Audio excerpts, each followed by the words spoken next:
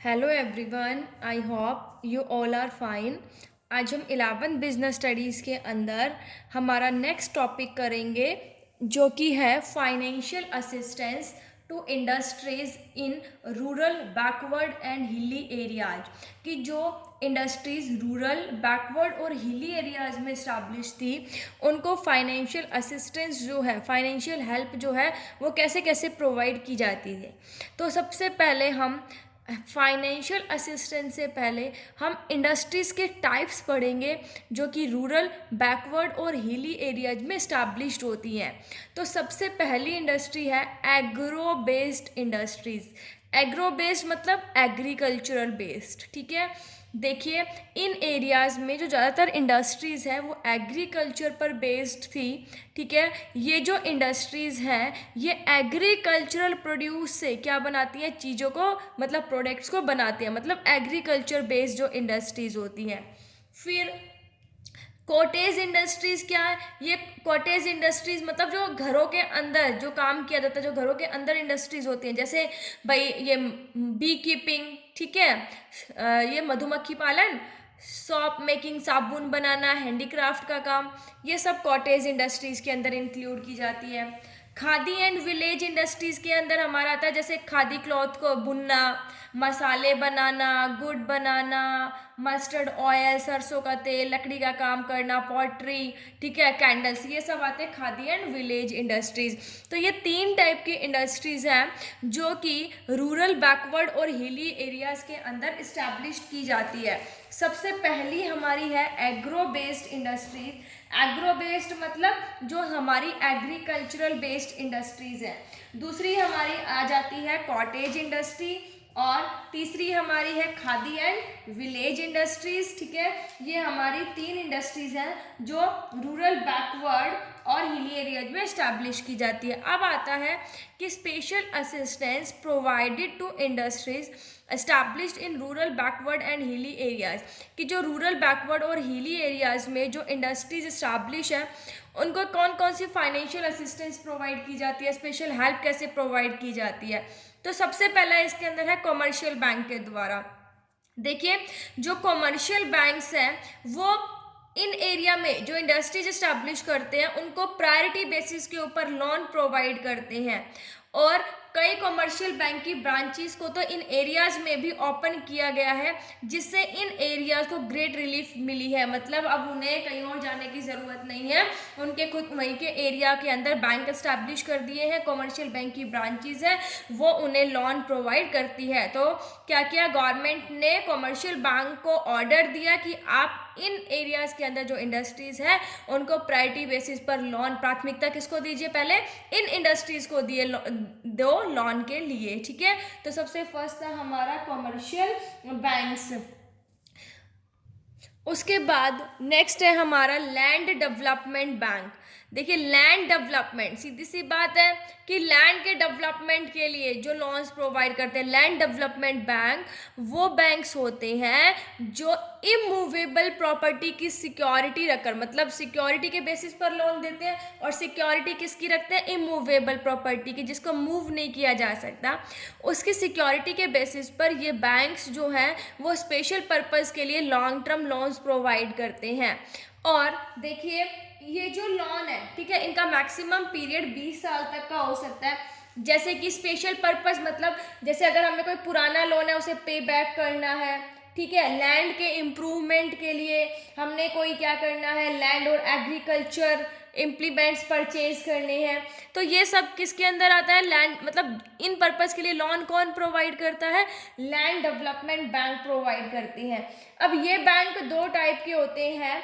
सबसे पहला है state cooperative agricultural and rural development bank, और सेकंड होता है primary cooperative agricultural and rural development bank.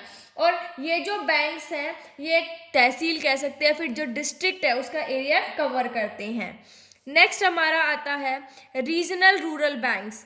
अब ये बैंक क्या करते हैं, ये बैंक जो है जो फार्मर्स हो गए, लेबरर्स हो गए, आर्टिशंस हो गए, जो छोटे छोटे एंटरप्रेन्योर्स हैं, उनको क्या करते हैं, फाइनेंशियल या फिर अदर काइंड की हेल्प जो है वो प्रोवाइड करते हैं।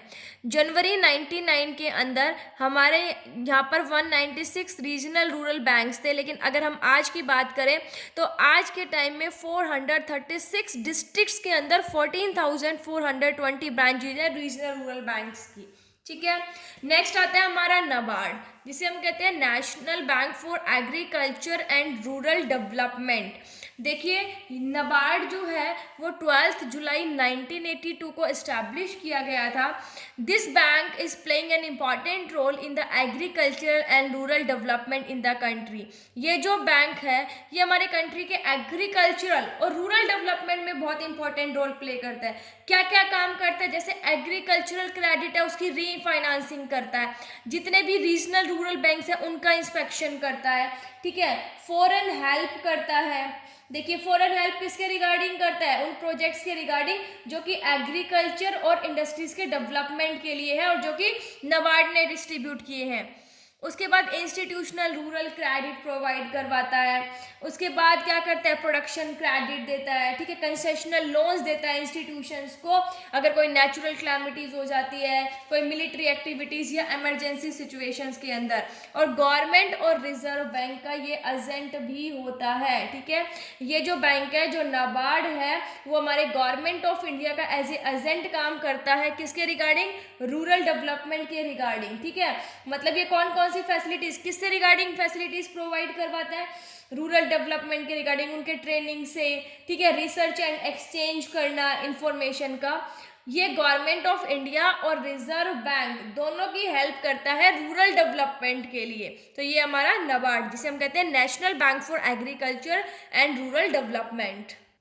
नेक्स्ट है हमारा primary agricultural cooperative credit societies. अब ये क्रेडिट सोसाइटीज हैं, आपको पता है कि ये जो पीपल होते हैं इन सोसाइटीज को खुद से ज्वाइन करते हैं इक्वालिटी के बेसिस पर। ठीक है, अब इनका मेन काम क्या होता है कि अपने जो मेंबर्स हैं उनको शॉर्ट टर्म और मीडियम टर्म लोन्स प्रोवाइड करवाना। नेक्स्ट आता है हमारा सिडबी, जिसे हम कहते हैं small industrial development bank of India.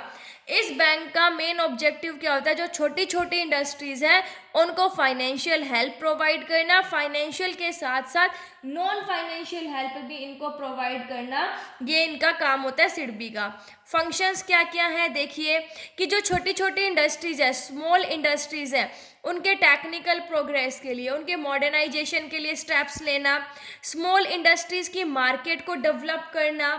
ठीक है, लेबर जो डोमिनेटेड इंडस्ट्रीज है उनको रिफाइनेंसिंग करना, उनको इजी टर्म्स पर लोन प्रोवाइड करना, फैक्टोरिंग की फैसिलिटी अवेलेबल करवाना। फैक्टोरिंग का मतलब पता है ना आपको कि क्लाइंट, देखो जो आपने गुड्स किस पर बेचे हैं, क्रेडिट पर बेचे हैं, उसकी क्या करना, एडवांस। मान लीजिए मेरा बिजनेस है, मैंने किसी को क्या किया, 10,000 रुपए के गुड्स क्रेडिट पर बेच दिए। अब मैंने फैक्टोरिंग फैसिलिटी अवेल की, मैंने बाहर से फैक्टोरिंग फैसिलिटी आउटसोर्स की। क्या काम है कि फैक्टोरिंग जो फैसिलिटी है वो मुझे 10,000 रुपये अभी दे देगी, बाकी जिसको मैंने उधार दिए हैं उससे कौन रिसीव करेगा, जो हमारी फैक्टोरिंग एजेंसी है वो उनसे डेटर से रिसीव करेगी टाइम पर। ठीक है, हमें एडवांस में मिल जाएगा। तो ये सब किसका काम होता है, सिडबी का काम है, small industrial development bank of India.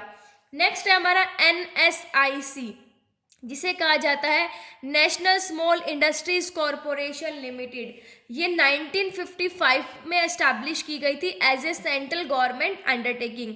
अब ये देखा गया कि जो एंटरप्रेन्योर्स हैं उनको एक प्रॉब्लम आती है कि मशीनरी और इक्विपमेंट को वो परचेज नहीं कर पाते, क्यों, फाइनेंस की कमी होने की वजह से।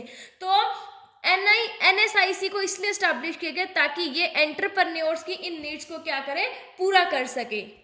अब इनके फंक्शंस क्या क्या हैं, हायर परचेज बेसिस के ऊपर इंडिजीनियस और मशीनरी को जो इम्पोर्टेड मशीनरी है उनको प्रोवाइड करना, लीज बेसिस पर इक्विपमेंट्स प्रोवाइड करना, जो स्केयर रॉ मटेरियल है, जो जिनकी स्केयरसिटी है, ठीक है, शॉर्टेज है, वो रॉ मटेरियल प्रोवाइड करना, जो स्मॉल स्केल इंडस्ट्रीज के प्रोडक्ट की मार्केटिंग में हेल्प करना, स्मॉल स्केल इंडस्ट्रीज के प्रोडक्ट को एक्सपोर्ट करने में हेल्प करना, टेक्नोलॉजी को अपग्रेड करना, एडवाइजरी सर्विसेज प्रोवाइड करना, ये सब NSIC के फंक्शंस होते हैं। नेक्स्ट है हमारा last district industry centre DIC। देखिए ये जो कॉन्सेप्ट है ये 1977 के अंदर आया, जब गवर्नमेंट ऑफ इंडिया ने नई इंडस्ट्रियल पॉलिसी अनाउंस की 23 दिसंबर 1977 में। इसका मेन फोकस था जो पर्टिकुलर एरिया के अंदर जितनी भी small tiny cottage and village industries है उनका डेवलपमेंट करना। इसका मेन ऑब्जेक्टिव था कि एक ही जगह पर सारी की सारी नेसेसरी सर्विसेज प्रोवाइड करना। फंक्शंस क्या क्या थे कि स्मॉल स्केल इंडस्ट्रीज जो है उनको स्टैब्लिश करने के लिए जो प्रोजेक्ट्स और एंटरप्रेन्योर्स को आइडेंटिफाई करना, स्मॉल स्केल जो इंडस्ट्रियल यूनिट्स हैं उनको परमानेंट रजिस्ट्रेशन सर्टिफिकेट देना, स्मॉल स्केल इंडस्ट्रियल जो यूनिट्स हैं उनको लोन प्रोवाइड करना, वर्क शेड देना, रॉ मटेरियल प्रोवाइड करना, जो पढ़े लिखे बेरोजगार हैं उनको जो गवर्नमेंट की स्कीम्स हैं वो इम्प्लीमेंट करवाना, ठीक है।